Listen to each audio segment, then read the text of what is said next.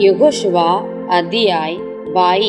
तद यहोशुआ ने ਰੂਬੇਨੀਆਂ, ਗਾਦੀਆਂ ਅਤੇ ਮਨਸਾ ਦੇ ਅੱਧੇ ਗੋਤ ਨੂੰ ਸੱਦਿਆ ਅਤੇ ਉਹਨਾਂ ਨੂੰ ਆਖਿਆ ਕਿ ਤੁਸੀਂ ਉਸ ਸਾਰੇ ਦੀ ਪਾਲਣਾ ਕੀਤੀ ਜਿਹੜਾ ਹੁਕਮ ਤੁਹਾਨੂੰ ਯਹੋਵਾ ਦੇ ਦਾਸ ਮੂਸਾ ਨੇ ਦਿੱਤਾ ਸੀ, ਅਤੇ ਤੁਸਾਂ ਮੇਰੇ ਸਾਰੇ ਬੋਲਾਂ ਨੂੰ ਮੰਨਿਆ ਜਿਨ੍ਹਾਂ ਦਾ ਮੈਂ ਤੁਹਾਨੂੰ ਹੁਕਮ ਦਿੱਤਾ ਸੀ। ਤੁਸਾਂ ਢੇਰ ਸਾਰੇ ਦਿਨਾਂ ਤੋਂ ਅੱਜ ਦੇ ਦਿਨ ਤੱਕ ਆਪਣੇ ਭਰਾਵਾਂ ਨੂੰ ਨਹੀਂ ਵਿਸਾਰਿਆ ਅਤੇ ਯਹੋਵਾ ਆਪਣੇ ਪਰਮੇਸ਼ਰ ਦੇ ਹੁਕਮਾਂ ਦੀ ਜ਼ਿੰਮੇਵਾਰੀ ਦੀ ਪਾਲਣਾ ਕੀਤੀ।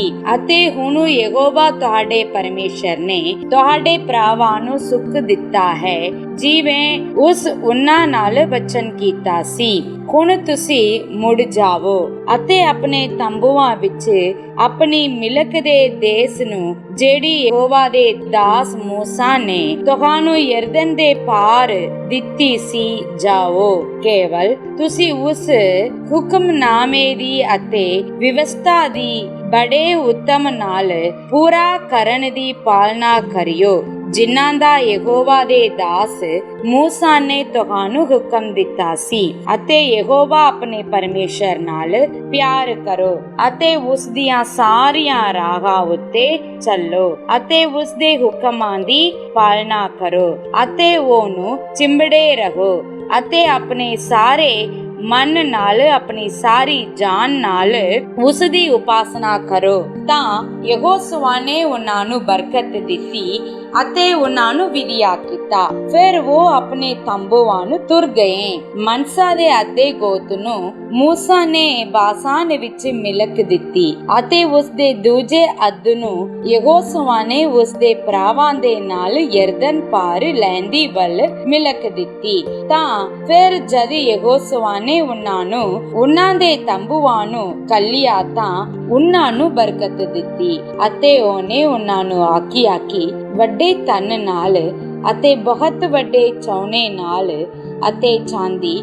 ਸੋਨੇ, ਪਿੱਤਲ, ਲੋਹੇ ਅਤੇ ਬਸਤਰਾਂ ਦੇ ਵੱਡੇ ਢੇਰ ਨਾਲ ਆਪਣੇ ਤੰਬੂਆਂ ਨੂੰ ਮੁੜ ਜਾਓ ਅਤੇ ਆਪਣੇ ਵੇਰੀਆਂ ਦੀ ਲੁੱਟ ਨੂੰ ਆਪਣੇ ਭਰਾਵਾਂ ਨਾਲ ਵੰਡ ਲਵੋ। ਰੂਬੇਨੀ, ਗਾਦੀ ਅਤੇ ਮਨਸਾ ਦਾ ਅੱਧਾ ਗੋਤ ਇਸਰਾਏਲੀਆਂ ਦੇ ਵਿੱਚੋਂ ਸੀਲੋ ਤੋਂ ਮੁੜ ਤੁਰਿਆ, ਜਿਹੜਾ ਕਨਾਨ ਦੇਸ ਵਿੱਚ ਹੈ, ਭਈ ਉਹ ਗਿਲਿਆਦ ਦੇ ਦੇਸ ਨੂੰ ਆਪਣੀ ਜਾਗੀਰ ਵਿੱਚ ਜਾਣ, ਜਿੱਥੇ ਉਹਨਾਂ ਨੂੰ ਮੂਸਾ ਦੇ ਰਾਹੀਂ ਯਹੋਵਾ ਦੇ ਹੁਕਮ ਅਨੁਸਾਰ ਕਬਜ਼ਾ ਦਿੱਤਾ ਗਿਆ ਸੀ। ਅਤੇ ਜਦ ਉਹ ਯਰਦਨ ਦੇ ਇਲਾਕਿਆਂ ਵਿੱਚ ਆਏ, ਜਿਹੜੇ ਕਨਾਨ ਦੇਸ ਵਿੱਚ ਹਨ, ਤਾਂ ਰੂਬੇਨੀਆਂ, ਗਾਦੀਆਂ ਅਤੇ ਮਨਸਾ ਦੇ ਅੱਧੇ ਗੋਤ ਨੇ ਉੱਤੇ ਇੱਕ ਜਗਵੇਦੀ ਬਣਾਈ, ਅਰਥਾਤ ਯਰਦਨ ਦੇ ਉੱਤੇ ਇੱਕ ਜਗਵੇਦੀ ਜਿਹੜੀ ਵੇਖਣ ਵਿੱਚ ਵੱਡੀ ਸਾਰੀ ਲੱਗੇ। ਤਾਂ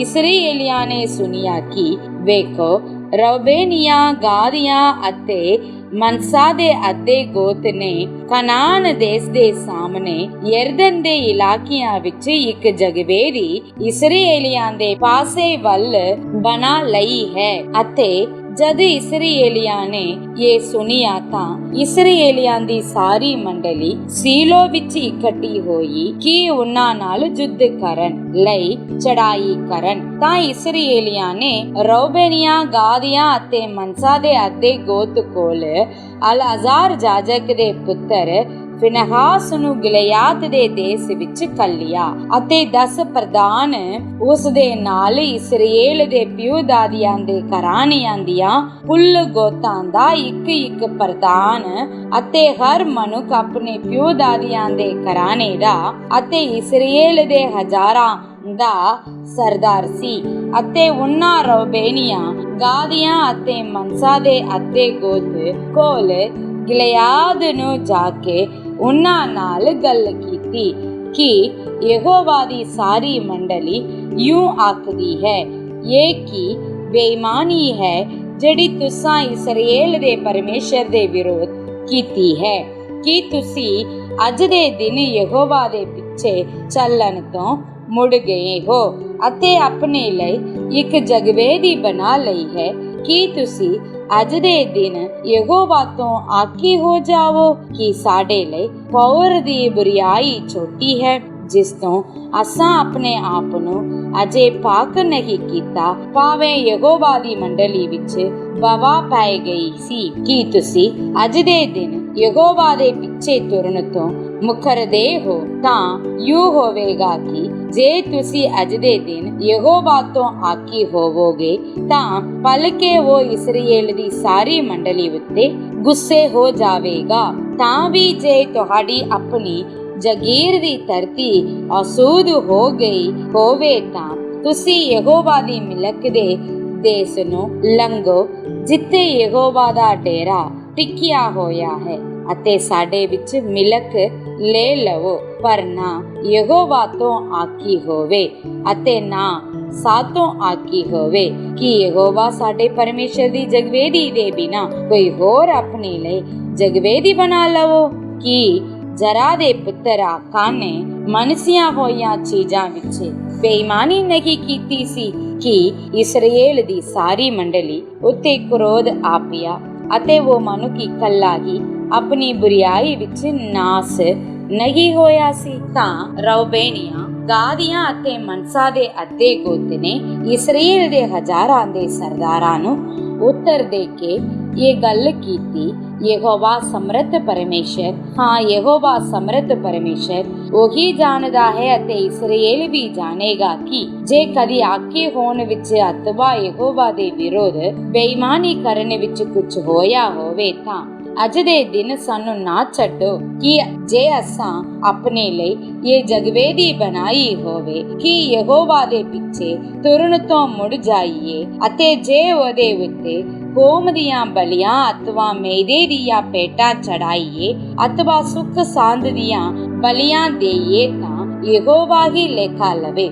ਅਥਵਾ ਅਸਾਂ ਇਸ ਗੱਲ ਦੇ ਡਰ ਨਾਲ ਇਹ ਨਹੀਂ ਕੀਤਾ ਕਿ ਆਉਣ ਵਾਲੀਆਂ ਸਮਿਆਂ ਵਿੱਚ ਤੁਹਾਡੇ ਪੁੱਤਰ ਸਾਡੇ ਪੁੱਤਰਾਂ ਨੂੰ ਆਖਣਗੇ ਕਿ ਤੁਹਾਨੂੰ ਅਤੇ ਇਸਰਾਏਲ ਦੇ ਪਰਮੇਸ਼ਰ ਯਹੋਵਾ ਨੂੰ ਕੀ ਕੰਮ ਹੈ। ਹੇ ਰੂਬੇਨੀਓ ਅਤੇ ਗਾਦੀਓ, ਯਹੋਵਾ ਨੇ ਸਾਡੇ ਵਿੱਚ ਅਤੇ ਤੁਹਾਡੇ ਵਿੱਚ ਯਰਦਨ ਹੱਦ ਠਹਿਰਾਇਆ ਹੈ, ਸੋ ਤੁਹਾਡੇ ਲਈ ਯਹੋਵਾ ਵਿੱਚ ਕੋਈ ਹਿੱਸਾ ਨਹੀਂ। ਸ਼ਾਇਦ ਤੁਹਾਡੇ ਪੁੱਤਰ ਸਾਡੇ ਪੁੱਤਰਾਂ ਨੂੰ ਯਹੋਵਾ ਦਾ ਡਰ ਮੰਨਣ ਤੋਂ ਮੁਕਰਾ ਦੇਣ। ਇਸ ਲਈ ਅਸਾਂ ਆਖਿਆ ਕਿ ਅਸਾਂ ਆਪਣੇ ਲਈ ਇੱਕ ਜਗਵੇਦੀ ਬਣਾਈਏ, ਉਹ ਤਾਂ ਨਾ ਹੋਮ ਦੀਆਂ ਭੇਟਾਂ ਅਤੇ ਨਾ ਬਲੀਆਂ ਲਈ ਹੈ, ਸਗੋਂ ਉਹ ਸਾਡੇ ਵਿੱਚ ਅਤੇ ਤੁਹਾਡੇ ਵਿੱਚ ਅਤੇ ਸਾਡੀਆਂ ਆਉਣ ਵਾਲੀਆਂ ਪੀੜ੍ਹੀਆਂ ਵਿੱਚ ਇੱਕ ਗਵਾਹੀ ਹੋਵੇਗੀ ਕਿ ਅਸੀਂ ਯਹੋਵਾ ਦੀ ਉਪਾਸਨਾ ਉਹਦੇ ਅੱਗੇ ਆਪਣੀਆਂ ਹੋਮ ਦੀਆਂ ਭੇਟਾਂ ਨਾਲ ਅਤੇ ਬਲੀਆਂ ਨਾਲ ਅਤੇ ਸੁੱਖ ਸ਼ਾਂਤ ਦੀਆਂ ਭੇਟਾਂ ਨਾਲ ਚੜਾਈਏ, ਤਾਂ ਜੋ ਤੁਹਾਡੇ ਪੁੱਤਰ ਆਉਣ ਵਾਲੀਆਂ ਸਮਿਆਂ ਵਿੱਚ ਸਾਡੇ ਪੁੱਤਰਾਂ ਨੂੰ ਨਾ ਆਖਣ ਕਿ ਤੁਹਾਡੇ ਲਈ ਯਹੋਵਾ ਵਿੱਚ ਕੋਈ ਹਿੱਸਾ ਨਹੀਂ। ਤਾਂ ਅਸਾਂ ਆਖਿਆ ਕਿ ਯੂ ਹੋਵੇਗਾ ਕਿ ਜਦ ਉਹ ਸਾਨੂੰ ਜਾਂ ਸਾਡੀਆਂ ਆਉਣ ਵਾਲੀਆਂ ਪੀੜ੍ਹੀਆਂ ਨੂੰ ਯੂ ਆਖਣਗੇ ਤਾਂ ਅਸੀਂ ਆਖਾਂਗੇ, ਯਹੋਵਾ ਦੀ ਜਗਵੇਦੀ ਦਾ ਨਮੂਨਾ ਵੇਖੋ, ਜਿਹੜੀ ਸਾਡੇ ਪਿਓ ਦਾਦੀਆਂ ਨਾ ਤਾਂ ਥੋਮ ਦੀਆਂ ਭੇਟਾਂ ਲਈ ਨਾ ਬਲੀਆਂ ਲਈ ਬਣਾਈ ਸੀ, ਸਗੋਂ ਉਹ ਤੁਹਾਡੇ ਅਤੇ ਸਾਡੇ ਵਿਚਕਾਰ ਇੱਕ ਸਾਕੀ ਹੈ। ਇਹ ਸਾਤੋਂ ਦੂਰ ਹੋਵੇ ਜੇ ਅਸੀਂ ਯਹੋਵਾ ਦੇ ਵਿਰੋਧ ਆਕੀ ਹੋ ਕੇ ਅੱਜ ਦੇ ਦਿਨ ਯਹੋਵਾ ਦੇ ਪਿੱਛੇ ਚੱਲਣ ਤੋਂ ਮੁੜ ਜਾਈਏ ਅਤੇ ਇੱਕ ਜਗਵੇਦੀ ਹੋਮ ਦੀਆਂ ਅਤੇ ਮੈਦੇ ਦੀਆਂ ਭੇਟਾਂ ਲਈ ਅਤੇ ਬਲੀਆਂ ਲਈ ਬਣਾ ਲਈਏ। ਯਹੋਵਾ ਸਾਡੇ ਪਰਮੇਸ਼ਰ ਦੀ ਜਗਵੇਦੀ ਤੋਂ ਬਿਨਾ ਜਿਹੜੀ ਉਸਦੇ ਡੇਰੇ ਦੇ ਸਾਹਮਣੇ ਹੈ, ਜਦ ਫਿਨਹਾਸ ਜਾਜਕ ਅਤੇ ਮੰਡਲੀ ਦੇ ਪ੍ਰਧਾਨਾਂ ਅਤੇ ਇਸਰਾਏਲ ਦੇ ਹਜ਼ਾਰਾਂ ਦੇ ਸਰਦਾਰਾਂ ਨੇ ਜਿਹੜੇ ਉਸਦੇ ਨਾਲ ਸਨ ਇਹ ਗੱਲਾਂ ਸੁਣੀਆਂ ਜਿਹੜੀਆਂ ਰੂਬੇਨੀਆਂ, ਗਾਦੀਆਂ ਅਤੇ ਮਨਸੀਆਂ ਨੇ ਕੀਤੀਆਂ ਸਨ, ਤਾਂ ਉਹਨਾਂ ਨੂੰ ਇਹ ਚੰਗਾ ਲੱਗਾ ਅਤੇ ਅਲਆਜ਼ਾਰ ਜਾਜਕ ਦੇ ਪੁੱਤਰ ਫਿਨਹਾਸ ਨੇ ਰੂਬੇਨੀਆਂ, ਗਾਦੀਆਂ ਅਤੇ ਮਨਸੀਆਂ ਨੂੰ ਆਖਿਆ, ਭਈ ਅਸੀਂ ਜਾਣਦੇ ਹਾਂ ਭਈ ਅੱਜ ਦੇ ਦਿਨ ਯਹੋਵਾ ਸਾਡੇ ਵਿੱਚ ਹੈ, ਕਿਉਂ ਜੋ ਤੁਸਾਂ ਇਹ ਬੇਈਮਾਨੀ ਯਹੋਵਾ ਦੇ ਵਿਰੋਧ ਨਹੀਂ ਕੀਤੀ। ਹੁਣ ਤੁਸਾਂ ਇਸਰਾਏਲੀਆਂ ਨੂੰ ਯਹੋਵਾ ਦੇ ਹੱਥੋਂ ਛੁਡਾ ਲਿਆ ਹੈ। ਅਲਾਜ਼ਾਰ ਜਾਜਕ ਦਾ ਪੁੱਤਰ ਫਿਨਹਾਸ ਅਤੇ ਉਹ ਪ੍ਰਧਾਨ ਰੂਬੇਨੀਆਂ ਅਤੇ ਗਾਦੀਆਂ ਤੋਂ ਗਿਲਿਆਦ ਦੇ ਦੇਸ਼ ਵਿੱਚੋਂ ਕਨਾਨ ਦੇਸ਼ ਨੂੰ ਇਸਰਾਏਲੀਆਂ ਕੋਲ ਮੁੜ ਆਏ ਅਤੇ ਉਹਨਾਂ ਨੂੰ ਇਹ ਖਬਰ ਦਿੱਤੀ ਤਾਂ ਇਹ ਗੱਲ ਇਸਰਾਏਲੀਆਂ ਨੂੰ ਚੰਗੀ ਲੱਗੀ ਅਤੇ ਇਸਰਾਏਲੀਆਂ ਨੇ ਪਰਮੇਸ਼ਰ ਨੂੰ ਮੁਬਾਰਕ ਆਖਿਆ ਅਤੇ ਫਿਰ ਉਹਨਾਂ ਉੱਤੇ ਯੁੱਧ ਲਈ ਚੜਾਈ ਕਰਨ ਦੀਆਂ ਅਤੇ ਉਸ ਦੇਸ਼ ਨੂੰ ਜਿੱਥੇ ਰੂਬੇਨੀ ਅਤੇ ਗਾਦੀ ਵਸਦੇ ਸਨ ਨਾਸ ਕਰਨ ਦੀਆਂ ਗੱਲਾਂ ਛੱਡ ਦਿੱਤੀਆਂ। ਤਾਂ ਰੂਬੇਨੀ ਅਤੇ ਗਾਦੀਆਂ ਨੇ ਉਸ ਜਗਵੇਦੀ ਨੂੰ ਸਾਕੀ ਆਖਿਆ, यूं जो साडे विच ये साकी है, यहोवा ही परमेश्वर है। अय्यूब अध्याय 16।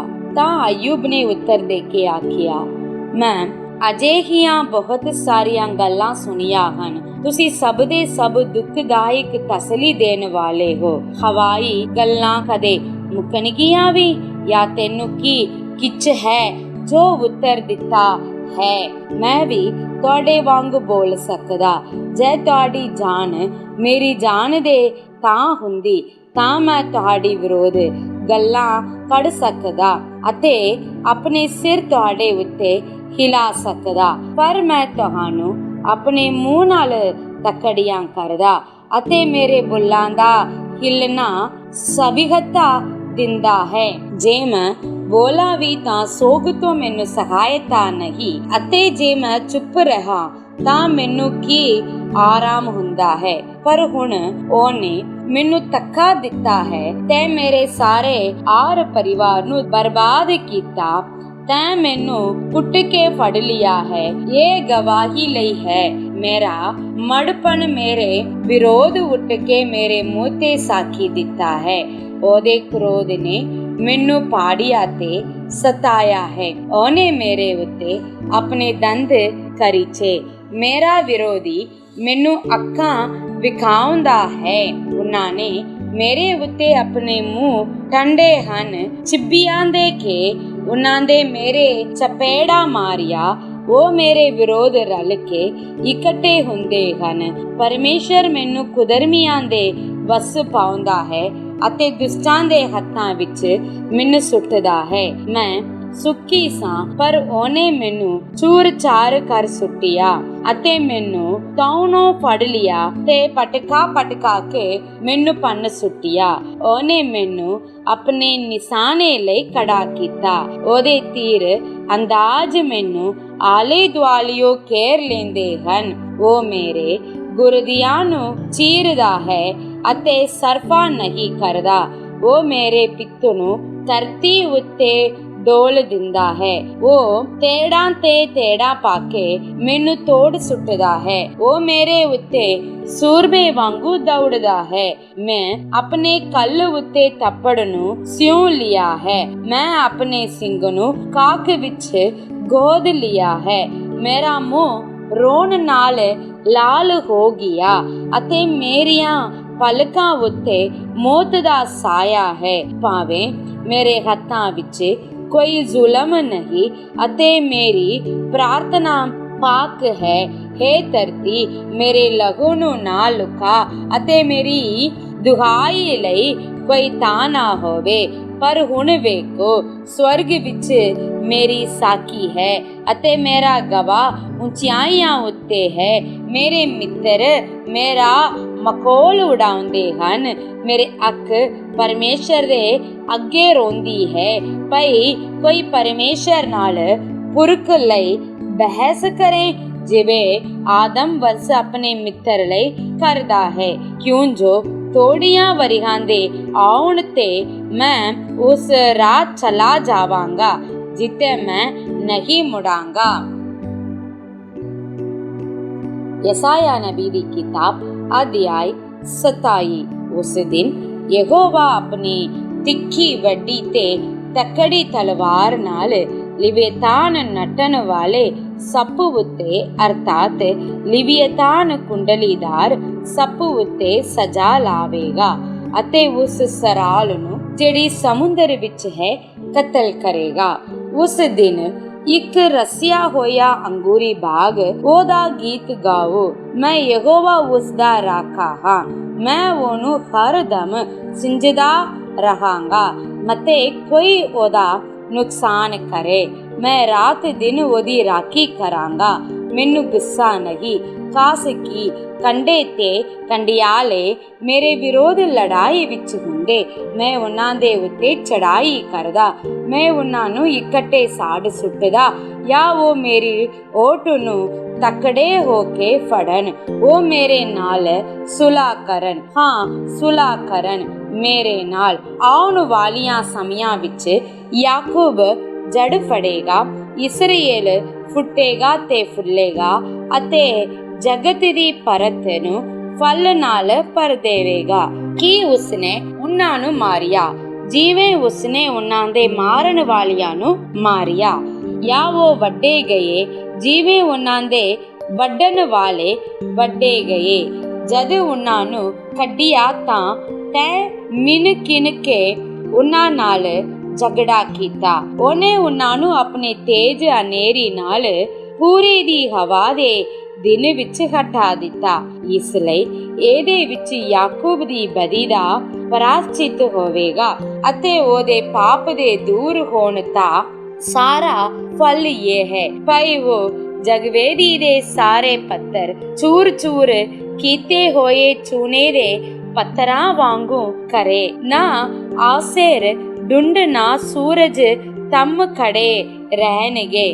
ਗੜ ਵਾਲਾ ਸ਼ਹਿਰ ਤਾਂ ਇਕੱਲਾ ਹੈ, ਇੱਕ ਛੱਡਿਆ ਹੋਇਆ ਨਿਵਾਸ ਉਜਾੜ ਵਾਂਗੂ ਤਿਆਗਿਆ ਹੋਇਆ।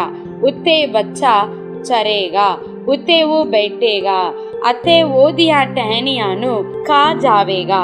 ਜਦ ਉਹ ਟਹਿਣੇ ਸੁੱਕ ਜਾਣ ਉਹ ਤੋੜੇ ਜਾਣਗੇ, ਤੀਵੀਆਂ ਆਣ ਕੇ ਉਹਨਾਂ ਨੂੰ ਅੱਗ ਲਾਉਣਗੇ। ਉਹ ਤਾਂ ਬੁੱਧਹੀਨ ਲੋਕ ਹਨ, ਇਸ ਲਈ ਉਹਨਾਂ ਦਾ ਕਰਤਾ ਉਹਨਾਂ ਉੱਤੇ ਰਹਿਮ ਨਾ ਕਰੇਗਾ, ਨਾ ਉਹਨਾਂ ਦਾ ਰਚਣ ਵਾਲਾ ਉਹਨਾਂ ਉੱਤੇ ਕਿਰਪਾ ਕਰੇਗਾ।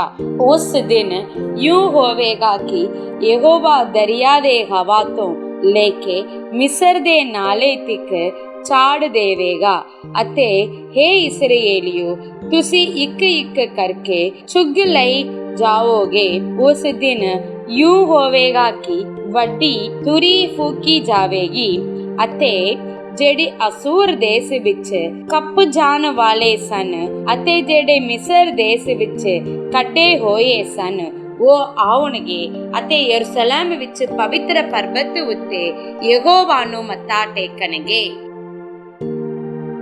ਰੋਮੀਆਂ ਦੀ ਪੱਤਰੀ ਅਧਿਆਇ 4। ਫਿਰ ਅਸੀਂ ਕੀ ਆਖੀਏ? ਜੋ ਸਾਡੇ ਸਰੀਰਕ ਪਿਤਾ ਅਬਰਾਹਮ ਨੂੰ ਕੀ ਲੱਭਿਆ ਹੈ? ਕਿਉਂਕਿ ਜੇ ਅਬਰਾਹਮ ਕਰਨੀਆਂ ਕਰਕੇ ਧਰਮੀ ਠਹਿਰਾਇਆ ਗਿਆ ਤਾਂ ਉਹਨੂੰ ਘਮੰਡ ਦਾ ਤਾਂ ਹੈ, ਪਰੰਤੂ ਪਰਮੇਸ਼ਰ ਦੇ ਅੱਗੇ ਨਹੀਂ। ਕਿਉਂ ਜੋ ਧਰਮ ਪੁਸਤਕ ਕੀ ਕਹਿੰਦਾ ਹੈ? ਇਹ ਜੋ ਅਬਰਾਹਮ ਨੇ ਪਰਮੇਸ਼ਰ ਦੀ ਪ੍ਰਤੀਤ ਕੀਤੀ ਅਤੇ ਇਹ ਉਹਦੇ ਲਈ ਧਰਮ ਗਿਣੀ ਗਈ। ਹੁਣ ਜਿਹੜਾ ਕੰਮ ਕਰਦਾ ਹੈ ਉਹਦੀ ਮਜ਼ਦੂਰੀ ਬਖਸ਼ੀਸ਼ ਨਹੀਂ ਸਗੋਂ ਹੱਕ ਗਿਣਦੀ ਹੈ, ਪਰ ਜਿਹੜਾ ਕੰਮ ਨਾ ਕਰਕੇ ਉਸ ਉੱਤੇ ਨੇਚਾ ਕਰਦਾ ਹੈ, ਜੋ ਕੁਦਰਤੀ ਨੂੰ ਧਰਮੀ ਠਹਿਰਾਉਂਦਾ ਹੈ ਉਹਦੀ ਨੇਚਾ ਧਰਮ ਗਿਣਦੀ ਹੈ।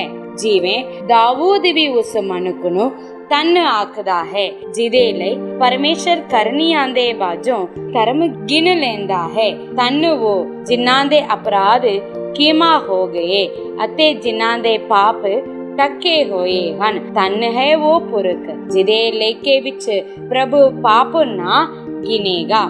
ਉਪਰੰਤ ਇਹ ਧਨ ਹੋਣਾ ਕਿ ਸੁਨਤੀਆਂ ਦੇ ਲਈ ਅਥਵਾ ਅਸੁਨਤੀਆਂ ਦੇ ਲਈ ਵੀ ਹੈ। ਕਿਉਂ ਜੋ ਅਸੀਂ ਆਖਦੇ ਹਾਂ ਭਈ ਅਬਰਾਹਮ ਦੇ ਲਈ ਉਹਦੀ ਨੇਚਾ ਧਰਮ ਗਿਣੀ ਗਈ ਸੀ। ਫਿਰ ਕਿਹੜੇ ਹਾਲ ਵਿੱਚ ਗਿਣੀ ਗਈ ਸੀ? ਜਦੋਂ ਸੁਨਤੀ ਸੀ ਅਥਵਾ ਅਸੁਨਤੀ ਸੀ? ਸੁਨਤ ਦੇ ਹਾਲ ਵਿੱਚ ਨਹੀਂ ਸਗੋਂ ਅਸੁਨਤ ਦੇ ਹਾਲ ਵਿੱਚ। ਅਤੇ ਉਹਨੇ ਸੁਨਤ ਦੀ ਨਿਸ਼ਾਨੀ ਪਾਈ ਭਈ ਇਹ ਉਹ ਧਰਮ ਦੀ ਮੋਹਰ ਹੋਵੇ ਜਿਹੜਾ ਅਸੁਨਤ ਦੇ ਹਾਲ ਵਿੱਚ ਉਹਦੀ ਨੇਚਾ ਤੋਂ ਹੋਇਆ ਸੀ, ਤਾਂ ਜੋ ਉਹਨਾਂ ਸਭਨਾਂ ਦਾ ਪਿਤਾ ਹੋਵੇ ਜਿਹੜੇ ਨੇਚਾ ਕਰਦੇ ਹਨ, ਭਾਵੇਂ ਅਸੁੰਨਤੀ ਹੋਣ, ਜਿਸ ਲਈ ਜੋ ਉਹਨਾਂ ਦੇ ਲੇਖੇ ਵਿੱਚ ਧਰਮ ਗਿਣਿਆ ਜਾਵੇ, ਅਤੇ ਅਸੁੰਨਤੀਆਂ ਦਾ ਵੀ ਪਿਤਾ ਹੋਵੇ, ਨਾ ਉਹਨਾਂ ਦਾ ਜੋ ਨਿਰੇ ਅਸੁੰਨਤੀ ਹਨ, ਸਗੋਂ ਉਹਨਾਂ ਦਾ ਜੋ ਸਾਡੇ ਪਿਤਾ ਅਬਰਾਹਮ ਦੀ ਉਸ ਨੇਚਾ ਦੀ ਚਾਲ ਚੱਲਦੇ ਹਨ, ਜਿਹਨੂੰ ਉਹ ਅਸੁੰਨਤ ਦੇ ਹਾਲ ਵਿੱਚ ਰੱਖਦਾ ਸੀ। ਕਿਉਂ ਜੋ ਉਹ ਵਚਨ ਪਈ, ਤੂੰ ਜਗਤ ਦਾ ਅਧਿਕਾਰੀ ਹੋਵੇਗਾ, ਅਬਰਾਹਮ ਅਥਵਾ ਉਹਦੀ ਅੰਸ਼ ਨਾਲ ਸਰਾ ਦੇ ਰਾਹੀਂ ਨਹੀਂ ਸੀ ਹੋਇਆ, ਸਗੋਂ ਉਸ ਧਰਮ ਦੇ ਰਾਹੀਂ ਅਥਵਾ ਜਿਹੜਾ ਨੇਚਾ ਤੋਂ ਹੁੰਦਾ ਹੈ। ਪਰ ਜੇ ਸਰਾ ਵਾਲੇ ਅਧਿਕਾਰੀ ਹਨ ਤਾਂ ਨੇਚਾ ਨਿਸਫਲ ਅਤੇ ਉਹ ਕਰਾਰ ਅਕਾਰਤ ਹੋਇਆ, ਕਿਉਂ ਜੋ ਸਰਾ ਕ੍ਰੋਧ ਦਾ ਕਾਰਨ ਹੁੰਦੀ ਹੈ, ਪਰ ਜਿੱਤੇ ਸਰਾ ਨਹੀਂ ਉੱਥੇ ਉਲੰਘਣ ਵੀ ਨਹੀਂ। ਇਸ ਕਾਰਨ ਉਹ ਨੇਚਾ ਤੋਂ ਹੋਇਆ ਭਈ ਕਿਰਪਾ ਦੇ ਅਨੁਸਾਰ ਠਹਿਰੇ, ਇਸ ਲਈ ਜੋ ਕਰਾਰ ਸਾਰੇ ਅੰਸ਼ ਦੇ ਲਈ ਪੱਕਾ ਰਹੇ, ਨਿਰਾ ਉਸ ਅੰਸ਼ ਦੇ ਲਈ ਨਹੀਂ ਜਿਹੜੀ ਸਰਾ ਵਾਲੀ ਹੈ, ਪਰੰਤੂ ਉਹਦੇ ਲਈ ਵੀ ਜਿਹੜੀ ਅਬਰਾਹਮ ਜਿਹੀ ਨੇਚਾ ਰੱਖਦੀ ਹੈ। ਉਹ ਅਸਾਂ ਸਭਨਾਂ ਦਾ ਪਿਤਾ ਹੈ, ਜਿਵੇਂ ਲਿਖਿਆ ਹੋਇਆ ਹੈ ਕਿ ਮੈਂ ਤੈਨੂੰ ਬਹੁਤੀਆਂ ਕੌਮਾਂ ਦਾ ਪਿਤਾ ਠਹਿਰਾਇਆ ਹੈ, ਅਰਥਾਤ ਉਸ ਪਰਮੇਸ਼ਰ ਦੀ ਹਜ਼ੂਰੀ ਵਿੱਚ ਜਿਹਦੀ ਉਸਨੇ ਪ੍ਰਤੀਤ ਕੀਤੀ, ਜਿਹੜਾ ਮੁਰਦਿਆਂ ਨੂੰ ਜਿਵਾਲਦਾ ਅਤੇ ਉਹਨਾਂ ਅਣਹੋਣੀਆਂ ਵਸਤਾਂ ਨੂੰ ਯੂੰ ਸੱਦਦਾ ਹੈ, ਭਈ ਜਾਣੋ ਉਹ ਸਨਮੁਖ ਹਨ। ਨਿਰਾਸ਼ਾ ਵਿੱਚ ਆਸ ਨਾਲ ਉਸਨੇ ਪ੍ਰਤੀਤ ਕੀਤੀ, ਭਈ ਉਸ ਵਾਕ ਦੇ ਅਨੁਸਾਰ ਕਿ ਤੇਰੇ ਅੰਸ਼ ਯੂੰ ਹੋਵੇਗੀ, ਉਹ ਬਾਲੀਆਂ ਕੌਮਾਂ ਦਾ ਪਿਤਾ ਹੋਵੇ ਅਤੇ ਨੇਚਾ ਵਿੱਚ ਉਹ ਢਿੱਲਾ ਨਾ ਹੋਇਆ, ਭਾਵੇਂ ਉਹ 100 ਵਰਿਆ ਹੋ ਗਿਆ ਸੀ, ਜਦੋਂ ਉਹਨੇ ਧਿਆਨ ਕੀਤਾ ਭਈ ਮੇਰੀ ਦੇ ਹੁਣ ਮੁਰਦੇ ਵਰਗੀ ਹੋ ਗਈ ਹੈ, ਨਾਲੇ ਸਾਰਾ ਦੀ ਕੁੱਖ ਨੂੰ ਸੁੱਕਾ ਲੱਗ ਗਿਆ ਹੈ। ਪਰੰਤੂ ਪਰਮੇਸ਼ਰ ਦੇ ਬਚਨ ਦੀ ਵੱਲੋਂ ਉਹਨੇ ਬੇਪਰਤੀਤ ਨਾਲ ਸ਼ੰਕਾ ਨਾ ਕੀਤੀ, ਸਗੋਂ ਨੇਚਾ ਵਿੱਚ ਤਕੜੀਆਂ ਹੋ ਕੇ ਉਹਨੇ ਪਰਮੇਸ਼ਰ ਦੀ ਵਡਿਆਈ ਕੀਤੀ, ਅਤੇ ਉਹਨੂੰ ਪੱਕੀ ਨੇਚਾ ਸੀ ਪਈ ਜਿਹਦਾ ਉਸਨੇ ਵਚਨ ਦਿੱਤਾ ਉਸਦੇ ਪੂਰੀਆਂ ਕਰਨ ਨੂੰ ਵੀ ਸਮਰੱਥ ਹੈ। ਇਸ ਕਰਕੇ ਇਹ ਉਹਦੇ ਲਈ ਧਰਮ ਵੀ ਗਿਣੀ ਗਈ। ਇਹ ਗੱਲ ਭਈ ਉਹਦੇ ਲਈ ਗਿਣੀ ਗਈ, ਨਿਰੀ ਉਸੇ ਦੇ ਨਿਮਿਤ ਨਹੀਂ ਲਿਖੀ ਗਈ, ਸਗੋਂ ਸਾਡੇ ਨਿਮਿਤ ਵੀ ਜਿਨ੍ਹਾਂ ਲਈ ਗਿਣੀ ਜਾਵੇਗੀ, ਅਰਥਾਤ ਸਾਡੇ ਲਈ ਜਿਹੜੇ ਉਸ ਉੱਤੇ ਨੇਚਾ ਕਰਦੇ ਹਾਂ, ਜਿਨੇ ਯਿਸੂ ਸਾਡੇ ਪ੍ਰਭੂ ਨੂੰ ਮੁਰਦਿਆਂ ਵਿੱਚੋਂ ਜਿਵਾ ਲਿਆ, ਜਿਹੜਾ ਸਾਡੇ ਅਪਰਾਧਾਂ ਦੇ ਕਾਰਨ ਫੜਵਾਇਆ ਗਿਆ ਅਤੇ ਸਾਨੂੰ ਧਰਮੀ ਠਹਿਰਾਉਣ ਲਈ ਜਿਵਾ ਲਿਆ ਗਿਆ। ਆਮੀਨ ਆਮੀਨ। ਸਭਨਾਂ ਨੂੰ ਪਿਆਰ ਭਰੀ ਜੈ ਮਸੀਹ ਦੀ। ਅੱਜ ਜੋ ਆਪਾਂ ਵਚਨ ਪੜ੍ਹਿਆ ਸੀ, ਉਸ ਵਿੱਚੋਂ ਕੁਝ ਗੱਲਾਂ ਨੂੰ ਧਿਆਨ ਕਰਾਂਗੇ। ਯਹੋਸ਼ੁਆ ਦੀ ਕਿਤਾਬ ਅਧਿਆਇ 22, ਇਸ ਵਿੱਚ ਆਪਾਂ ਵੇਖਦੇ ਹਾਂ ਕਿ ਯਹੋਸ਼ੁਆ ਰੂਬੇਨੀਆਂ, ਗਾਦੀਆਂ ਅਤੇ ਮਨਸਾ ਦੇ ਅੱਧੇ ਗੋਤ ਨੂੰ ਸੱਦ ਕੇ ਕਹਿੰਦਾ ਹੈ ਕਿ ਤੁਸੀਂ ਹੁਣ ਤੱਕ ਮੇਰੀ ਗੱਲ ਨੂੰ ਮੰਨਿਆ ਅਤੇ ਸਾਡੇ ਨਾਲ ਚੱਲ ਕੇ ਤੇਰੇ ਭਰਾਵਾਂ ਉਸ ਕਾਨਾਨ ਦੇਸ਼ ਨੂੰ ਕਬਜ਼ੇ ਕਰਨ ਦੇ ਵਿੱਚ ਸਹਾਇਤਾ ਕੀਤੀ। ਇਸ ਕਾਰਨ ਪਰਮੇਸ਼ਰ ਤੁਹਾਨੂੰ ਬਰਕਤ ਦੇਵੇ। ਤੁਸੀਂ ਆਪਣੇ ਉਸ ਵਾਅਦੇ ਦੀ ਧਰਤੀ ਨੂੰ ਮੁੜ ਜਾਵੋ ਅਤੇ ਉੱਤੇ ਤੁਸੀਂ ਪਰਮੇਸ਼ਰ ਦੇ ਹੀ ਉਪਾਸਨਾ ਕਰੋ, ਉਹਦੀ ਵਿਵਸਥਾ ਨੂੰ ਪਾਲਣਾ ਕਰੋ। ਤੁਸੀਂ ਕਦੇ ਵੀ ਪਰਮੇਸ਼ਰ ਤੋਂ ਦੂਰ ਨਾ ਹੋ ਕਰਕੇ ਉਹਨਾਂ ਨੂੰ ਲੁੱਟ ਦਾ ਮਾਲ ਦੇ ਕੇ ਵਾਪਸ ਕੱਲਦਾ। ਜਦ ਉਹ ਉਸ ਧਰਤੀ ਨੂੰ ਜਾਉਂਦੇ, ਉੱਤੇ ਵੱਡੀ ਸਾਰੀ ਜਗਵੇਤੀ ਜਿਹੜੀ ਵੇਖਣ ਦੇ ਵਿੱਚ ਬਹੁਤ ਹੀ ਵੱਡੀ ਲੱਗਦੀ ਹੈ, ਉਸ ਨੂੰ ਉਹ ਬਣਾਉਂਦੇ। ਇਸ ਗੱਲ ਦੇ ਕਾਰਨ ਇਸਰਾਏਲੀ ਉਹਨਾਂ ਉੱਤੇ ਕ੍ਰੋਧਵਾਨ ਹੁੰਦੇ। ਉਹ ਇਸ ਪ੍ਰਕਾਰ ਸੋਚਦੇ ਕਿ ਉਹ ਜਾਨ ਸਾਰ ਪਰਮੇਸ਼ਰ ਤੋਂ ਦੂਰ ਹੋ ਕੇ ਕਿਸੇ ਔਰ ਦੇਵਤੇ ਲਈ ਜਗਵੇਦੀ ਬਣਾਏ, ਤਾਂ ਆਪਾਂ ਚੱਲੀਏ ਉਹਨਾਂ ਨਾਲ ਲੜਾਈ ਕਰੀਏ ਅਤੇ ਉਹਨਾਂ ਨੂੰ ਮੁੱਢੋਂ ਨਾਸ ਕਰੀਏ। ਇਹ ਕਹਿ ਕੇ ਇਸਰਾਏਲੀ ਉਹਨਾਂ ਨਾਲ ਲੜਨ ਲਈ ਚੱਲਦੇ। ਉਹ ਆਖੇ ਉਹਨਾਂ ਨੂੰ ਪੁੱਛਦੇ, ਤੁਸੀਂ ਪਰਮੇਸ਼ਰ ਦੇ ਖਿਲਾਫ ਕਿਉਂ ਪਾਪ ਕੀਤਾ ਅਤੇ ਇਸ ਪ੍ਰਕਾਰ ਜਗਵੇਦੀ ਬਣਾਉਣਾ ਚੰਗੀ ਗੱਲ ਹੈ? ਤਾਂ ਰਊਬੇਨੀ, ਗਾਦੀਆਂ ਅਤੇ ਮਨਸਾ ਦੇ ਅੱਧੇ ਗੋਤ ਦੇ ਪ੍ਰਧਾਨ ਅੱਗੇ ਆ ਕੇ ਬੋਲਦੇ ਕਿ ਅਸੀਂ ਪਰਮੇਸ਼ਰ ਤੋਂ ਦੂਰ ਨਹੀਂ ਹੋਏ, ਸਗੋਂ ਅਸੀਂ ਚਾਹੁੰਦੇ ਸੀ ਪਰਮੇਸ਼ਰ ਦੇ ਜਗਵੇਦੀ ਦੇ ਨਮੂਨਾ ਇੱਥੇ ਵੀ ਬਣਾਇਆ ਜਾਵੇ, ਤਾਂ ਕਿ ਆਉਣ ਵਾਲਾ ਸਮਾਂ ਦੇ ਵਿੱਚ ਤੁਹਾਡੀ ਪੀੜ੍ਹੀ ਸਾਡੇ ਪੀੜ੍ਹੀ ਦੇ ਲੋਕਾਂ ਨੂੰ ਇਹ ਨਾ ਆਖਣ ਤੁਹਾਡੇ ਲਈ ਪਰਮੇਸ਼ਰ ਦੇ ਨਾਲ ਕੋਈ ਹਿੱਸਾ ਨਹੀਂ। ਸੋ ਤੁਹਾਡੇ ਅਤੇ ਸਾਡੇ ਵਿਚਕਾਰ ਇਹ ਜਗਵੇਦੀ ਇੱਕ ਸਾਖੀ ਲਈ ਠਹਿਰਾਇਆ ਜਾਵੇ, ਤਾਂ ਕਿ ਸਾਨੂੰ ਪਰਮੇਸ਼ਰ ਤੋਂ, ਸਾਡੇ ਪੁੱਤਰਾਂ ਨੂੰ ਪਰਮੇਸ਼ਰ ਤੋਂ ਦੂਰ ਕੋਈ ਵੀ ਨਾ ਕਰ ਸਕਣ। ਸੋ ਇਸ ਗੱਲ ਦੇ ਕਾਰਨ ਉੱਤੇ ਇਸਰਾਏਲੀ ਉਹਨਾਂ ਨਾਲ ਲੜਨ ਤੋਂ ਹਟ ਜਾਂਦੇ। ਨਾਲੇ ਉਹ ਖੁਸ਼ ਹੋ ਕੇ ਉਸ ਜਗਵੇਦੀ ਦੇ ਕਾਰਨ ਪਰਮੇਸ਼ਰ ਦੀ ਵਡਿਆਈ ਕਰਦੇ ਹੋਏ ਉਹਨਾਂ ਨੂੰ ਆਸੀਸ ਦੇ ਕੇ ਵਾਪਸ ਮੁੜ ਜਾਂਦੇ। ਇਸ ਤੋਂ ਆਪਾਂ ਦੇਖਦੇ ਹਾਂ ਕਿ ਰਊਬੇਨੀਆਂ, ਗਾਦੀਆਂ ਅਤੇ ਮਨਸਾ ਦੇ ਅੱਧੇ ਗੋਤ ਪਰਮੇਸ਼ਰ ਦੇ ਵਿੱਚ ਆਪਣੇ ਆਪ ਨੂੰ ਅਤੇ ਆਉਣ ਵਾਲੇ ਪੀੜ੍ਹੀ ਨੂੰ ਕਾਇਮ ਰੱਖਣ ਦੇ ਲਈ ਕੁਝ ਮਿਹਨਤ ਕਰਦੇ। ਇਸੇ ਪ੍ਰਕਾਰ ਆਪਾਂ ਵੇਖਦੇ ਹਾਂ ਕਿ ਅਯੂਬ ਦੀ ਕਿਤਾਬ ਅਧਿਆਇ 16 ਦੇ ਵਿੱਚ ਜੋ ਅਯੂਬ ਨੂੰ ਤਸੱਲੀ ਦੇਣ ਦੇ ਲਈ ਆਏ ਸੀ, ਉਹਨਾਂ ਨੂੰ ਅਯੂਬ ਵੇਖ ਕੇ ਆਖਦਾ ਹੈ ਕਿ ਤੁਸੀਂ ਮੈਨੂੰ ਦੁਖਦਾਇਕ ਤਸੱਲੀ ਦੇਣ ਵਾਲੇ ਬਣ ਕੇ ਰਹਿੰਦੇ ਹੋ। ਜੇ ਮੈਂ ਤੁਹਾਡੇ ਤਾਂ ਵਿੱਚ ਹੁੰਦਾ ਅਤੇ ਜੇ ਤੁਸੀਂ ਮੇਰੇ ਤਾਂ ਵਿੱਚ ਹੋਵੋਗੇ ਤਾਂ ਮੈਂ ਤੁਹਾਡੇ ਲਈ ਇਹੋ ਜਿਹੀਆਂ ਤਸੱਲੀਆਂ ਵਾਲੀਆਂ ਗੱਲਾਂ ਕਰਾਂਗਾ ਜਿਸ ਕਾਰਨ ਤੁਸੀਂ ਤੁਹਾਡੇ ਦੁੱਖ ਨੂੰ ਵੀ ਭੁੱਲ ਜਾਵੋਗੇ। ਪਰ ਤੁਸੀਂ ਤਾਂ ਮੇਰੇ ਖਿਲਾਫ ਆਪਣੇ ਮੂੰਹ ਨੂੰ ਖੋਲ ਕੇ ਬਹੁਤ ਸਾਰੀਆਂ ਗੱਲਾਂ ਨੂੰ ਬਣਾ ਕੇ ਬੋਲਦੇ ਹੋ, ਜਿਸ ਕਾਰਨ ਮੇਰਾ ਮਨ ਮੇਰੇ ਵਿੱਚ ਵਿਆਕੁਲ ਹੈ ਅਤੇ ਪਹਿਲੇ ਹੀ ਮੈਂ ਦੁੱਖ ਚੱਲਦਾ ਹਾਂ ਅਤੇ ਮੈਂ ਤੁਹਾਡੇ ਗੱਲਾਂ ਨੂੰ ਸੁਣ ਕੇ ਔਰ ਜ਼ਿਆਦਾ ਦੁਖੀ ਹੋ ਜਾਂਦਾ ਹਾਂ ਕਰਕੇ ਕਹਿੰਦਾ ਹੋਇਆ ਆਪਾਂ ਇਸ ਅਧਿਆਇ ਦੇ ਵਿੱਚ ਵੇਖਦੇ ਹਾਂ। ਇਸ ਤੋਂ ਆਪਾਂ ਨੂੰ ਪਤਾ ਲੱਗਦਾ ਹੈ ਅਯੂਬ ਦੇ ਯਾਰ ਦੋਸਤ ਵੀ ਅਯੂਬ ਦੇ ਖਿਲਾਫ ਹੀ ਬੋਲਣ ਵਾਲੇ ਬਣ ਕੇ ਰਹਿੰਦੇ, ਨਾ ਕਿ ਉਹਦੇ ਸਾਥ ਦੇ ਕੇ ਉਹਦੀ ਦੁੱਖ ਨੂੰ ਘਟਾਉਣ ਵਾਲੇ ਬਣ ਕੇ ਰਹਿੰਦੇ ਕਰਕੇ। ਅੱਗੇ ਯੈਸ਼ਾਇਆ ਨਬੀ ਦੀ ਕਿਤਾਬ ਅਧਿਆਇ 27 ਦੇ ਵਿੱਚ ਆਪਾਂ ਵੇਖਦੇ ਹਾਂ ਕਿ ਯਹੋਵਾ ਪਰਮੇਸ਼ਰ ਇਸਰਾਏਲੀਆਂ ਨੂੰ ਬਹਾਲੀ ਕਰੇਗਾ। ਜੋ ਦੁੱਖ ਉਹ ਚੱਲਦੇ ਸੀ, ਉਸ ਦੁੱਖ ਤੋਂ ਉਹਨਾਂ ਨੂੰ ਪਰਮੇਸ਼ਰ ਛੁਟਕਾਰਾ ਦੇ ਕੇ ਦੁਬਾਰਾ ਉਹਨਾਂ ਦੀ ਜੜ ਨੂੰ ਤਕੜਾ ਬਣਾਵੇਗਾ, ਤਾਂ ਕਿ ਉਹ ਜੜ ਫੜ ਕੇ ਫੁੱਟ ਨਿਕਲ ਕੇ ਫਲ ਦੇਣ ਵਾਲੇ ਬਣ ਕੇ ਰਹਿਣ। ਕਿਉਂਕਿ ਪਰਮੇਸ਼ਰ ਇਸਰਾਏਲੀਆਂ ਨੂੰ ਇਸ ਧਰਤੀ ਉੱਤੇ ਇਸ ਕਾਰਨ ਚੁਣਿਆ ਹੈ ਕਿ ਆਸੀਸ ਦਾ ਕਾਰਨ ਬਣਨ ਲਈ, ਨਾ ਕਿ ਦੁੱਖ ਦੇ ਵਿੱਚ ਮਿਟਣ ਲਈ। ਸੋ ਪਰਮੇਸ਼ਰ ਇਸਰਾਏਲੀਆਂ ਨੂੰ ਉਹਨਾਂ ਦੇ ਪਾਪ ਦੇ ਕਾਰਨ ਜੋ ਸਜ਼ਾ ਦਿੰਦਾ ਹੈ, ਉਸ ਸਜ਼ਾ ਤੋਂ ਮੁੜ ਕੇ ਉਹਨਾਂ ਨੇ ਇੱਕ ਦਿਨ ਬਹਾਲ ਵੀ ਕਰ ਦੇਵੇਗਾ ਕਰਕੇ ਇਸ ਅਧਿਆਇ ਦੇ ਵਿੱਚ ਆਪਾਂ ਸਿੱਖਦੇ ਹਾਂ। ਰੋਮੀਆਂ ਦੀ ਕਿਤਾਬ ਅਧਿਆਇ 4 ਦੇ ਵਿੱਚ ਵੇਖਦੇ ਹਾਂ, ਹਰੇਕ ਇਨਸਾਨ ਨੇਚਾ ਦੇ ਰਾਹੀ ਹੀ ਧਰਮੀ ਬਣਾਇਆ ਜਾਂਦਾ ਹੈ। ਜਿਸ ਪ੍ਰਕਾਰ ਅਬਰਾਹਮ ਆਪਣੇ ਨੇਚਾ ਦੀ ਕਰਨੀ ਦੇ ਕਾਰਨ ਧਰਮੀ ਠਹਿਰਾਇਆ ਗਿਆ,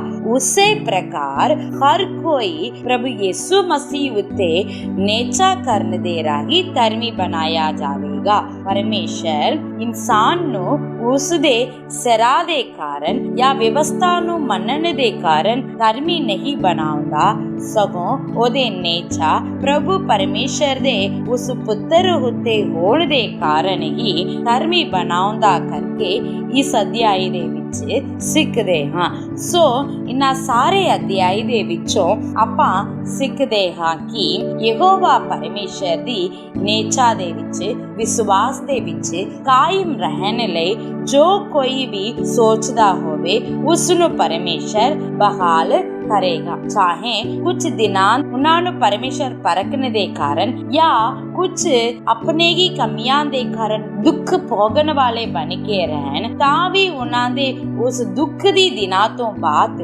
ਪਰਮੇਸ਼ਰ ਉਹਨਾਂ ਨੂੰ ਬਹਾਲ ਕਰ ਦੇਵੇਗਾ। ਪਰਮੇਸ਼ਰ ਸਦਾ ਲੋਕਾਂ ਨੂੰ ਬਹਾਲ ਕਰਨ ਲਈ ਸੋਚਦਾ ਹੈ, ਨਾ ਕਿ ਉਹਨਾਂ ਨੂੰ ਸਜ਼ਾ ਦੇ ਕੇ ਮਿਟਣ ਲਈ ਸੋਚਦਾ ਹੈ। ਸੋ ਆਪਣਾ ਪਰਮੇਸ਼ਰ ਦਇਆ ਦਾ ਸਾਗਰ ਹੈ। ਉਹ ਆਪਾਂ ਨੂੰ ਇਸ ਕਾਰਨ ਚੁਣਿਆ ਹੈ ਕਿ ਆਪਣੀ ਜ਼ਿੰਦਗੀ ਦੇ ਵਿੱਚ ਬਹੁਤ ਸਾਰੀਆਂ ਬਰਕਤਾਂ ਨੂੰ ਦੇ ਕੇ ਬਤੇਰੇ ਰੂਹਾਂ ਲਈ ਬਰਕਤ ਦਾ ਕਾਰਨ ਬਣਾਉਣ ਲਈ। ਸੋ ਪ੍ਰਭੂ ਦੇ ਪਿਆਰਿਓ, ਇਹਨਾਂ ਗੱਲਾਂ ਉੱਤੇ ਧਿਆਨ ਰੱਖਦੇ ਹੋਏ ਜੇ ਕਦੇ ਦੁੱਖ ਆਪਣੀ ਜ਼ਿੰਦਗੀ ਦੇ ਵਿੱਚ ਆਵੇ ਤਾਂ ਆਪਣੇ ਦੁੱਖ ਦਾ ਕਾਰਨ ਕੁਝ ਵੀ ਹੋਣ, ਪਰ ਵਿਸ਼ਵਾਸ ਨਾਲ ਦੁੱਖ ਛੇਤੀ ਹੀ ਪਰਮੇਸ਼ਰ ਮਿਟਾ ਦੇਵੇਗਾ, ਆਪਣੀ ਜ਼ਿੰਦਗੀ ਨੂੰ ਬਹਾਲ ਕਰ ਦੇਵੇਗਾ। ਸੋਚਦੇ ਹੋਏ ਪਰਮੇਸ਼ਰ ਦੀ ਵਡਿਆਈ ਉਪਾਸਨਾ ਕਰਦੇ ਹੋਏ ਆਤਮਿਕ ਜ਼ਿੰਦਗੀ ਦੇ ਵਿੱਚ ਵਧਣ ਦੀ ਕੋਸ਼ਿਸ਼ ਕਰੇ, ਨਾ ਕਿ ਆਤਮਿਕ ਗੱਲਾਂ ਤੋਂ ਪਰਾਂ ਹੋਣ ਦੀ ਕੋਸ਼ਿਸ਼ ਕਰੇ। ਇਹਨਾਂ ਸਾਰੇ ਵਚਨਾਂ ਦੇ ਰਾਹੀਂ ਪ੍ਰਭੂ ਤੁਹਾਨੂੰ ਆਸੀਸ ਦੇਵੇ। ਜੈ ਮਸੀਹ ਦੀ। God bless you.